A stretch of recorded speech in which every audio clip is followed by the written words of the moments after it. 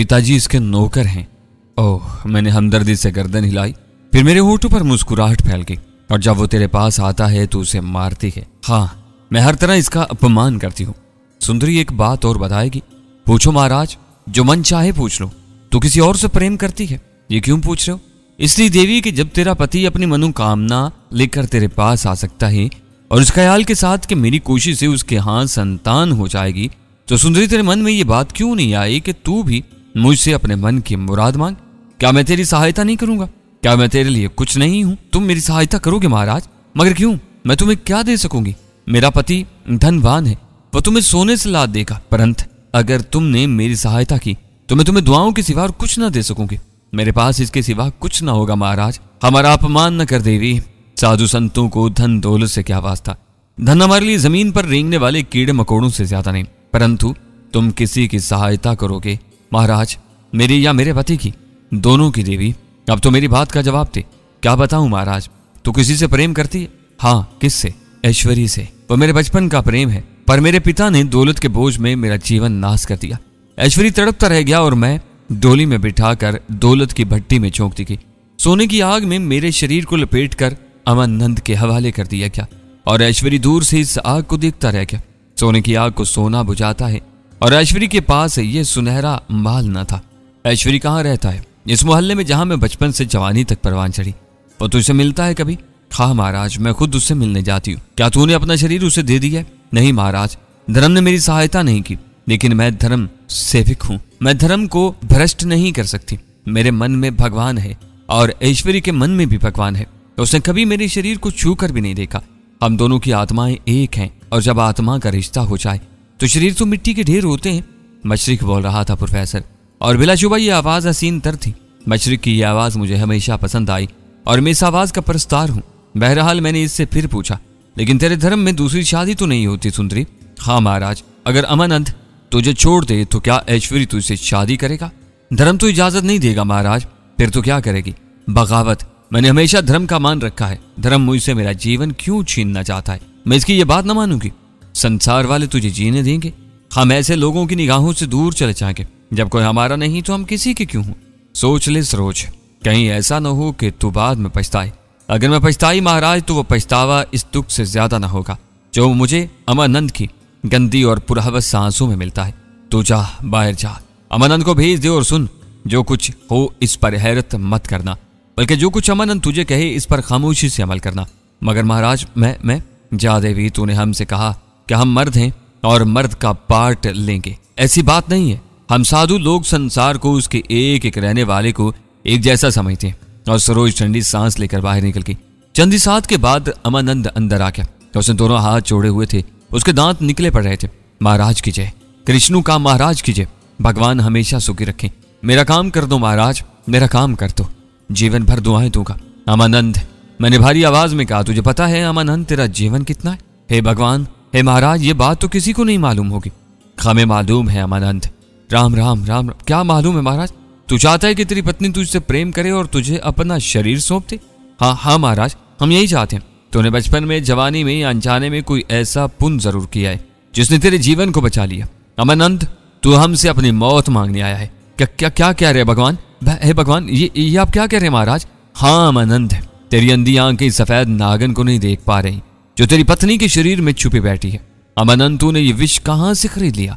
कहां से ये रोग अपनी जान को लगा लिया पापी? क्या रोग महाराज? अमानंद की आंखें हैरत से फैल गई। यही रोग जिसके लिए तू बेकल हो रहा है। सुन अमानंद, तेरी पत्नी एक इंसान की बेटी है, लेकिन इसका बाप इंसान नहीं था। फिर कौन था महाराज? नाग, विष नाग, शीश नाग, जो दिवाली की रात इसके घर में आया और भगवान ने उसे मंच का रूप दे दिया। ये बात किसी को नहीं मालूम, परंतु हम जानते हैं, हमें मालूम है कि सरोज सांप की बेटी है। इसका बाप शीशनाग था। इसके शरीर में विष है, इसलिए वो मंच को पसंद नहीं करती, बल्कि इसका प्रेमी भी एक नाग है। हमारे जाप से अगर वो तुझसे प्रेम करने भी लगे तो तेरी जो पहली रात इसके साथ गुजरेगी वो तेरे जीवन की आखिरी रात होगी। हरे राम हरे शंकर, हे भगवान, ये किस जंजाल में फंस गया मैं? अब क्या करूं महाराज? हाय, अगर आप बलदेवा मंदिर में ना आते तो मेरा क्या बनता? फिर मुझे ये बात कौन बताता? भगवान जो कुछ करता है अच्छा ही करता है। मैंने आंखें बंद करके कहा। अमानंद खौफ का शिकार हो गया था। मैं उसके बोलने का इंतजार करता रहा। अब मैं क्या करूं महाराज? साधु की बात मानेगा? अवश्य मानूंगा महाराज। हे महाराज, मेरा जीवन बचा लो। अमानंद थर थर कांप रहा था। तेरे पास धन दौलत की कमी नहीं है अमानंद, धन दे और जीवन बचा। मेरी सहायता करो महाराज, मुझे बताएं मैं क्या करूं। यहां से इसे घर ले जा, इसकी विनती कर, इसे धन दे जितना वो मांगे, और फिर इसे कहे कि वो इस नाग के साथ चली जाए जो इसका प्रेमी है। तू इसे ना रोकेगा। मैंने उसे पट्टी पढ़ाई, वो मान जाएगी महाराज। हम तेरे लिए प्रार्थना करेंगे, इसे मान जाना चाहिए। बस अब तू देर न कर, जा और जीवन बचा। मैंने कहा और बुजदिल बनिया धोती पकड़े बाहर निकल गया। मैं जी खोल कर हंसा। मेरे ख्याल में सरोज का काम बन गया था। उसके बाद मैंने किसी और से मुलाकात नहीं की। रात थी और लच्छी की आगोश, मंदिर का पुरस्कून माहौल, लच्छी की उलझी सांसें और पुरस्कून नींद। दूसरी सुबह हस्बे मामूल खुशगवार थी। इस रोज भी कोई खास बात नहीं हुई। हाँ, मेरे मुलाकातियों का तांता बना रहा था। अजीब उल्टे सीधे लोग आ रहे थे, अजीब अजीब ख्वाहिशात थी उनकी। और इसी शाम सूरज छुपा ही था कि एक जोड़े ने अंदर आने की इजाजत मांगी। औरत एक चादर में लिपटी हुई थी, इसका चेहरा छुपा हुआ था। उसके साथ एक खूबसूरत सा दुबला पतला नौजवान था, उसका चेहरा खुश्क हो रहा था। औरत ने दरवाजे की तरफ देखा और फिर चेहरे पर से चादर उतार दी। मैंने गहरी सांस ली और मेरे होंठों पर मुस्कुराहट फैल गई। ये ऐश्वरी है? मैंने और से पूछा। हाँ महाराज। तेरा काम हो गया सरोज? महाराज। सरोज ने एक पोटली मेरे कदमों में रख दी और फिर खुद भी मेरे पैरों में गिर पड़ी। वो सिसकियां लेकर रो रही थी। नौजवान भी मेरे पैरों के पास बैठ गया, इसकी आंखों से भी आंसू बह रहे थे। मैंने दोनों को उठाया। अब तुम लोग क्या करोगे? हम ये बस्ती छोड़ रहे हैं, हम हरदे मान जा रहे हैं महाराज। यही बेहतर है। इस पोटली में क्या है? धन है महाराज, पर भगवान की सौगंध हमें इसकी जरूरत नहीं है। हमें एक दूसरे का प्रेम मिल गया, यही तुम्हारी सबसे बड़ी देन है महाराज। हम ये धन मंदिर के लिए लाए हैं, हम तुमसे आशीर्वाद चाहते हैं। और प्रोफेसर, मैंने अल्फाज में खो गया। अनोखा जज्बा था, कितना शदीद था, कितना अजीम था। काफी देर में उनके अल्फाज में खोया रहा। फिर मैंने पोटली इन दोनों को देते हुए कहा, सुनो, तुम दोनों सच्चे प्रेमी हो, भगवान तुम्हारी सहायता करेगा। ये धन ले जाओ, परदेश जाओगे तुम्हें इसकी जरूरत होगी, बस अब जाओ। दोनों ने पोटली उठाई, मेरे कदम चूमे और बाहर निकल गए। मैंने सुकून की सांस ली। एक अजीब सी खुशी हुई थी। बहरहाल सरोज इस काले सांड से बच गई थी। और फिर इसी वक्त नमोत्री ने मुझे बताया कि कल बड़ी पूजा का दिन है, जिसमें राजा अमी चंद और रानी मनोरमा भी शरीक होते हैं। मैंने दिल में अजीब सी कैफियत महसूस की थी। बहरहाल अमी चंद से मुलाकात का ख्वाहिशमंद था और मेरी ये ख्वाहिश मेरी मर्जी के मुताबिक ही पूरी हो रही थी। मैंने यही सोचा था कि इस तरह मैं हर दे मान में शोहरत हासिल करूं और फिर यकीनन राजा मेरी तरफ मुतवज्जा होगा। उसके बाद जो भी सूरत हाल हो, और ये बात तुम खुद भी समझ सकते हो प्रोफेसर, कि राजा का मेहमान बनकर या इसे मुतासिर करके मैं कोई उम्दा जिंदगी हासिल करने का ख्वाहिशमंद नहीं था। उम्दा जिंदगी तो हमेशा से मेरे लिए बेहकीकत थी। जिंदगी की कोई हद होती तो आदमी इसके लिए कुछ सोचे भी। जिस शय का वजूद लामहदूद हो, जिस पर निगाहें जमाना बेमकसद लगता है। मैं सिर्फ राजा के ताउन से इस महजब, इस मुआशरे के बारे में ज्यादा से ज्यादा जानना चाहता था, बशर्ते कि राजा की तरफ से ताउन की फिजा मिल सके। और यही मैं हर दौर में करता चलाया था। बड़ी पूजा के बारे में मुझे ज्यादा मालूमात नहीं थी, लेकिन दूसरे दिन इसके लिए जो तैयारियां शुरू हुई तो अंदाजा हुआ कि इसका बड़ा एहतमाम होता है। सारे मंदिर को तेल के दियों से सजाया गया था। जगह जगह फानूस लटकाए गए थे और पूरे मंदिर को शीशे की तरह चमका दिया गया था। दोपहर तक सारे पंडित इस काम में मशगूल रहे और उसके बाद सब नहा धोकर तैयार हो गए।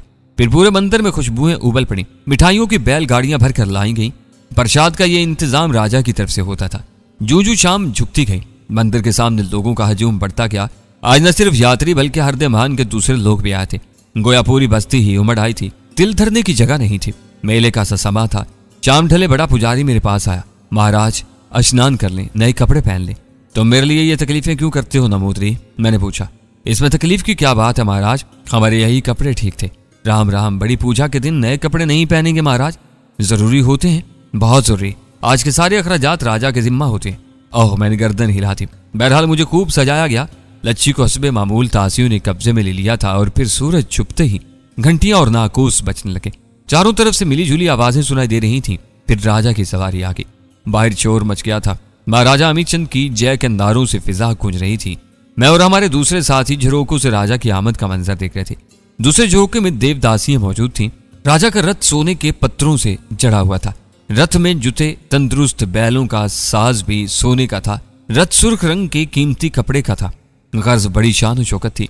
रथ मंदिर के दरवाजे के सामने रुक गया। दो खादिमों ने जल्दी से एक खूबसूरत चौकी राजा के रथ के सामने रखी। तब हसीन लिबास में मलबूस अमीचंद नीचे उतरा। दरमियानी उम्र का तंदुरुस्त और तवाना इंसान, मकामी लोगों की मखसूस शक्ल थी। फिर उसके पीछे रानी मनोरमा उतरी। दूसरे रथों से कई दासियां उतरकर रथ के गिर्द जमा हो गई थी। उन्होंने रानी को हल्के में ले लिया था। काफी हसीन औरत थी। इंतहाई आला दर्जे की साड़ी और दो शाले में लिपटी हुई, बाल बाल मोती परोए, नाजुक नाजुक कदमों से चलती हुई वो मंदिर में दाखिल हो गई। परस्तारों के झुरमुट में चांद लग रही थी।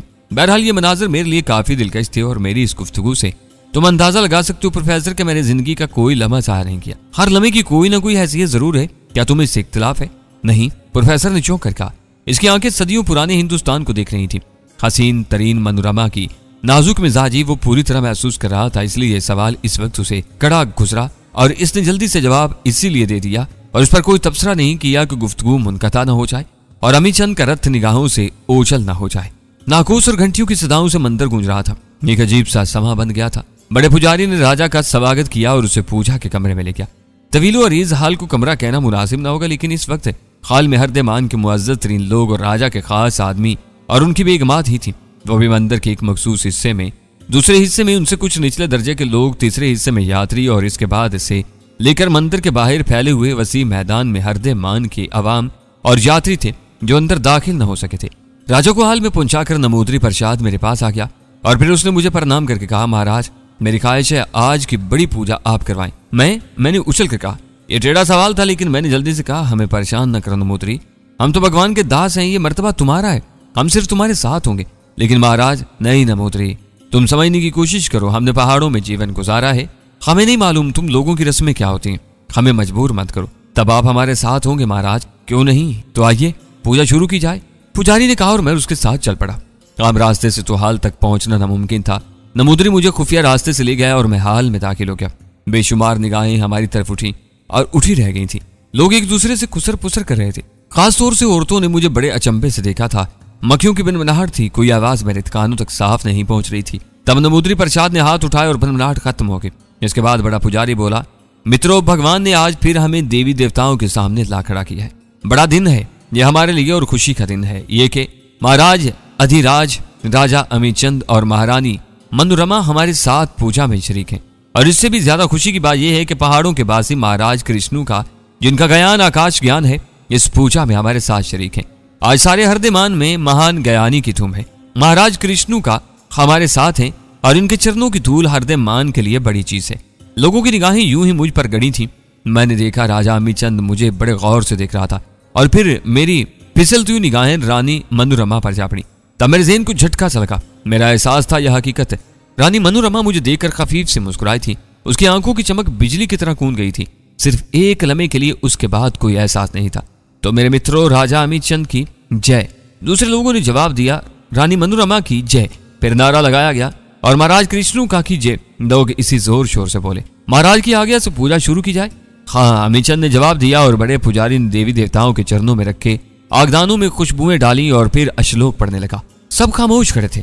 पूजा काफी देर तक जारी रही और फिर खत्म हो गई। बड़े पुजारी ने एक थाल उठाया और इसमें रखी चंदन की प्याली में से एक तिलक राजा के लगाया, एक मेरे और एक रानी के। फिर देवकन्याओं का 1 करोड़ थालियां ले आया और अंदर मौजूद सारे लोगों के माथे पर संदल और चंदन के तिलक लगाए गए। इसके बाद बाहर प्रसाद बंटने लगी। अंदर भी थोड़ी सी मिठाई तकसीम की गई थी। काफी देर तक हंगामा रहा। फिर देवकन्याओं का रक्स शुरू हो गया। इनमें लच्छी भी शामिल थी और छुई मुई बनी खड़ी थी, क्योंकि उसे रक्स नहीं आता था। कई बार मेरी निगाह राजा अमीचंद पर पड़ी और हर बार मैंने महसूस किया कि वो मानी के निगाहों से मुझे देख रहा है। मेरी छठी हिस्स ने मुझे एहसास दिलाया कि कोई बात जरूर है और फिर मेरे ख्याल की तस्दीक होगी। देवकन्याएं वापस चली गई थीं और एक तरह से बड़ी पूजा के प्रोग्राम को खत्म कर दिया गया था। लेकिन अमीचंद अपने खास चंद लोगों के साथ रुका रहा।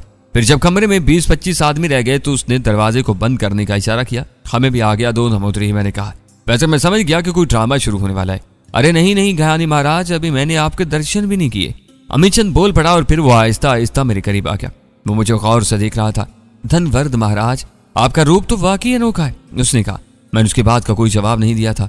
महाराज का ज्ञान भी महान है, नमूदरी ने कहा, मगर दूबे सिंह कुछ और ही कहता है महाराज। राजा बोला। दूबे सिंह? पुजारी ताज्जुब से बोला। दूबे सिंह आगे बढ़ाओ, राजा ने कहा और एक आदमी आगे बढ़ा। उसकी आंखों में कीना तोसी की झलकियां थी और वो मुझे घूर रहा था। इसे पहचानते हो महाराज? अमीचंद ने कहा। नहीं अमीचंद, मैंने सुकून से जवाब दिया। मैंने सरसरी निगाहों से उस शख्स को देखा था जिसे राजा ने आगे बुलाया था। न जाने वो कौन था। दूबे सिंह? राजा ने आगे आने वाले को मुखातिब किया था।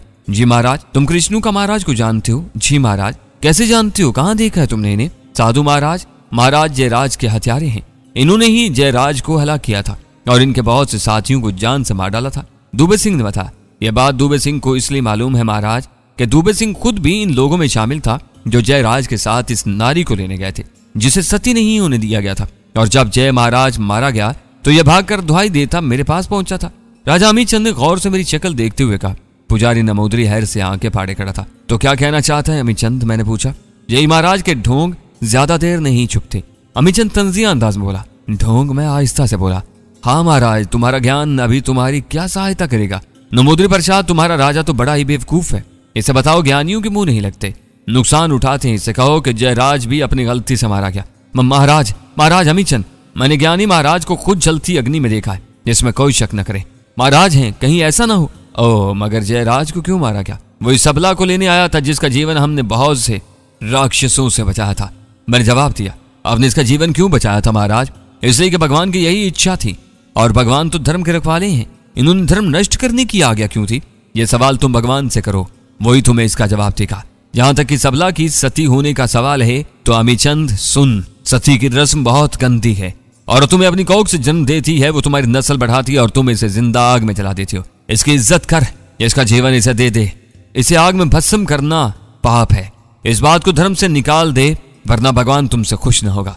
सुनो अमीचंद, ये काम अगर तुम ना करोगे तो आने वाली नस्लें करेंगी। सती की रस्म बहुत गंदी है, बड़ी खराब रस्म है। मैंने कहा। महाराज, अमीचंद चीख पड़ा। अब धर्म का अपमान कर रहे हैं। तुम इसे धर्म का अपमान समझ रहे हो अमीचंद, इसलिए अभी तुम्हारी आंखें बंद हैं। हम खुली आंखों की बात कर रहे हैं, हम आने वाले समय की बात कर रहे हैं। महाराज को पूरी बात तो कहने दो अमीचंद, तुम बीच में क्यों टोक रहे हो? रानी मनोरमा ने पहली बार मुदाखलत की और मेरी निगाह उसकी तरफ उठ गई।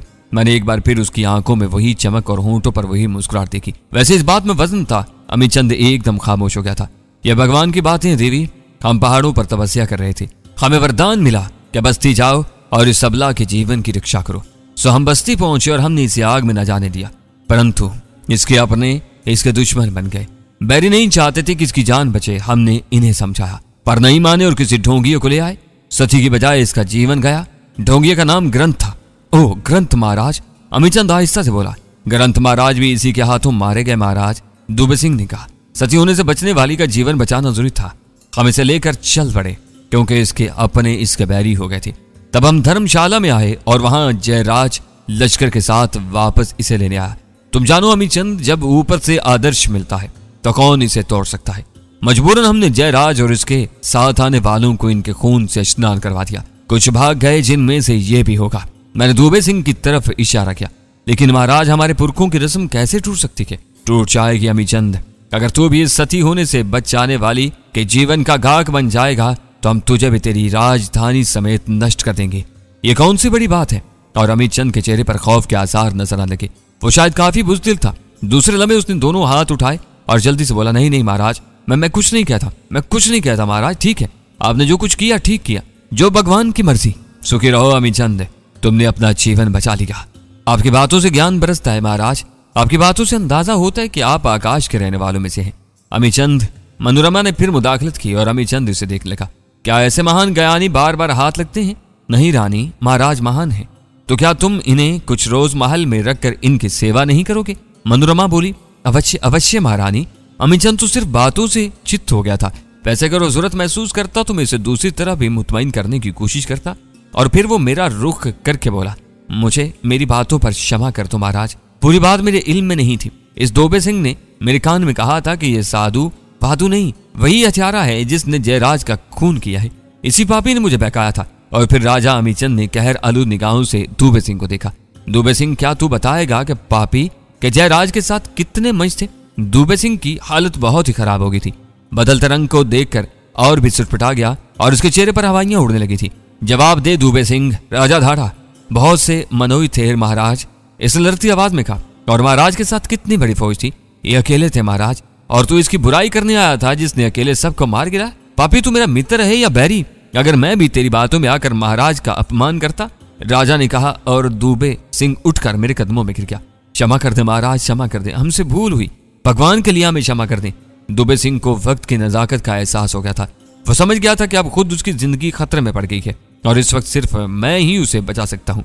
मुझे उसकी चालाकी पर हंसी आ रही थी। बहरहाल मैं इनफरादी दुश्मनी का तो कायल नहीं हूँ प्रोफेसर, चुनाचे मैंने उसे माफ कर दिया। तब अमीचंद आगे बढ़ाया। महाराज, दास की ख्वाहिश है कि आप राजमहल चल कर रहे। कुछ रोज हमें भी अपने चरणों में रहने का मौका दें। हम आपकी सेवा करेंगे महाराज। साधु संतों के लिए पथरीले पहाड़ और राजमहल एक ही हैसियत रखते हैं अमीचंद। अगर तुम चाहते हो तो हमें ऐतराज भी नहीं है। महाराज की जय।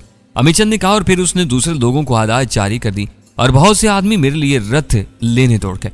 हमारी जोगन भी हमारे साथ जाएगी महाराज। मैंने कहा और जरूर महाराज जरूर। अमीचंद ने कहा और एक बार फिर मैंने भरपूर निगाहों से मनोरमा को देखा। खूबसूरत औरत की आंखें गजब की थी, मानवीयत से भरपूर और मुस्कुराती हुई दिलकश आंखें, जैसे वो आंखें हर राज जानती हूँ, हर भेद समझती हूँ। लेकिन बहरहाल उसने मेरी मदद की थी, इसलिए उसकी तरफ से मेरे दिल में कोई कदूरत नहीं थी। हाँ, मैं इन आंखों की मानवीयत जानना चाहता था, इस मुस्कुराहट का भेद मालूम करना चाहता था। लच्छी भी मेरे पास आ गई, वो बहुत खुश थी। आज की पूजा में उसे बहुत लुत्फ आया था। अमीचंद ने उसे प्रणाम किया और लच्छी ने भी दोनों हाथ जोड़ दिए। बड़ी भगवान हो देवी कि तुम्हें कृष्णु का जैसे महान ज्ञानी मिल गए और तुम्हारा जीवन सफल हो गया। मेरी तरफ से धन्यवाद स्वीकार करो। अमीचंद ने कहा। वो हालात से जल्द मुतासर हो जाने वालों में से मालूम होता था। बहरहाल मुझे इन बातों से क्या गर्ज, मेरे ज़हन में तो इस वक्त सिर्फ मनोरमा की आंखें थी। दरहकीकत इन आंखों का इस हसीन रानी के चेहरे से कोई राबता नहीं मालूम होता था।